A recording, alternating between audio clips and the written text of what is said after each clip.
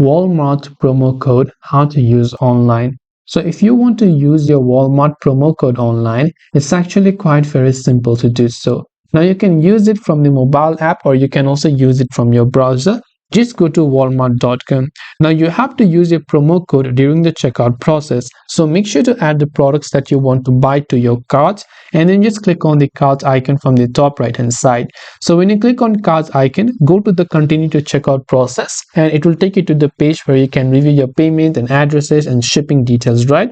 But we want to use our promo code. So on the right hand side under the estimated total option, you can see have a promo code option. So click on the drop down menu next to it and you simply have to type in the promo code that you would like to use over here. Then once you've done that, click on the apply button right there based on the promo code, and based on the value of the promo code, it will be added to give you a certain amount of discount right here.